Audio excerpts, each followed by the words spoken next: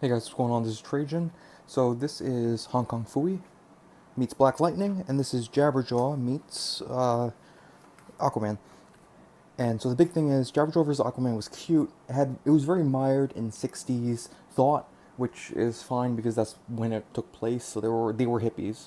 The Neptunes were fucking hippies, if you remember. So it's not really that big of a deal. It was cute though. I liked it. Like not liked it, super liked it. Like don't go out of your way to buy it, but it was cute. Hong Kong Fooey was fucking great. It was amazing. You should pick it up just for Hong Kong Fooey. We have a problem though. So they had a Captain Caveman story. There's Captain Caveman and kind of a Captain Marvel crossover, and then we had a Funky Phantom and no crossover, I guess. Both written by Jeff Parker, and they both had very interesting things in them. So the Captain Caveman one was the less egregious one.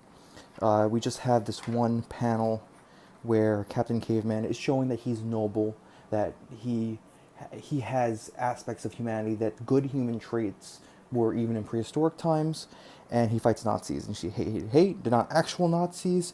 They're obviously in the country. If I lived like in the Midwest, I would be livid by how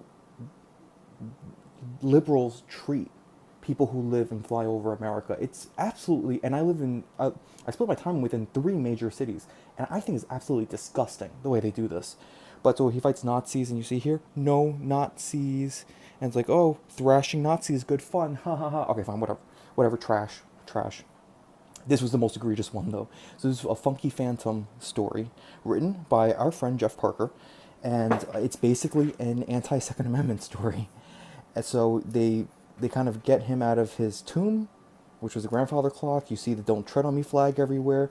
You see the Republicans everywhere, and then you see our friend, the hick, the mindless hick, because the mindless Republican hick, because that's all they are. Obviously, with an AR-15, quite topical. Jeff Parker. How long did it take you to figure out how to write this? Jesus Christ. At least Abnett kind of subverted the '60s kind of nostalgia that was going on. So of course, he shoots fucking a mile a minute, destroys everything, and then we get this nice interlude. So we have this interlude, excuse me.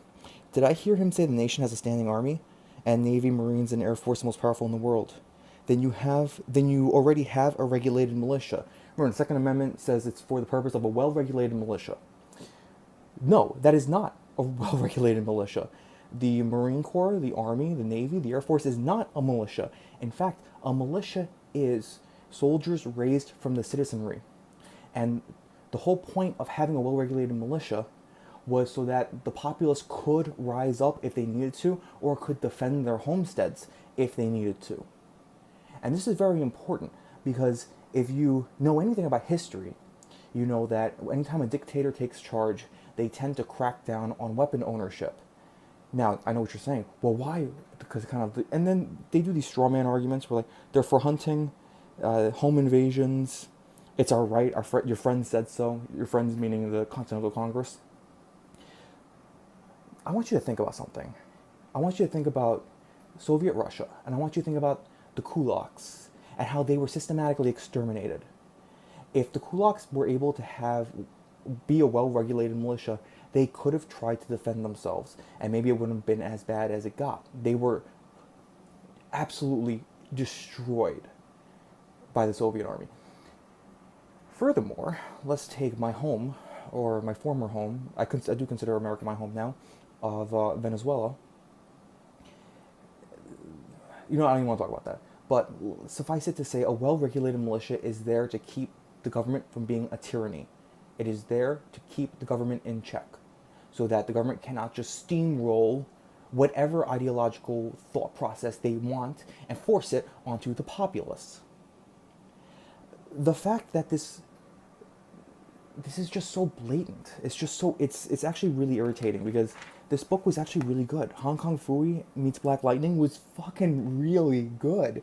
It was amazing. I don't want to spoil it, but basically there are these three scrolls, and when you get them together, it forms the God. You can learn the God Fist, and Hong Kong Fooey and Black Lightning have to go take down three enemies who are collecting the scrolls. It's just a classic story. It was just really good. It was really, and it had some very interesting things to say about absolute power corrupting. It's a classic storyline. I loved it. I thought it was fantastic. We see our heroine getting the shit kicked out of her. So it was, look at this. The art is beautiful also. I really like the art. It was just great. It was fantastic. So, but then we have, but then we have this. And then of course in the end, because of the Funky Phantom's kind of persuasion, they end up banning all weapons except for muskets.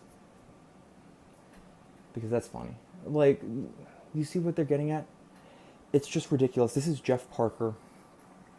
He's the one, he wrote this story, and he wrote the Captain Caveman story in this. I didn't buy the other two, which was Flash, a Flash crossover. I forgot the Hanna-Barbera character, and then the other one was, I'm sorry, oh, fuck, I forgot. Whatever. The other, I remembered. It was the Dynamite and Super Sons. I didn't read those two. I didn't buy them because I was gonna buy the trade of this, to be honest.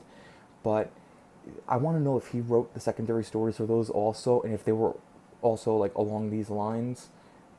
I think they are. And if you look at Jeff Parker's Twitter, it's just constant like conservative bashing. Just he's like he's like Dan Slott in 20. It's what Dan Slott would have been if Dan Slott was like. Actually, I think Jeff Parker's like 40, but it's basically Dan Slott Part 2. So it's just ridiculous. This is just foolishness. And it's like, whatever. This is what we're talking about, though. This is what we're talking about. You're seriously alienating 50%, literally 50% of your customer base. You don't think conservatives like Hong Kong Phooey? Why? Because he's black? They're not gonna like him? They're not gonna like Black Lightning? Are you fucking kidding me? Who's the racist there? Anyway. Let me know what you guys think. I tagged Captain Cummings Diversity in Comics and who's the other? Doug Ernst in this. So I want to see what they think. I can totally see Doug Ernst doing a fucking like 20-minute video on this. Let me know what you guys think. Like, share, and subscribe. Am I off base? Is Jeff Parker like the second coming of Jesus Christ and I just don't know it? I'll catch you guys later.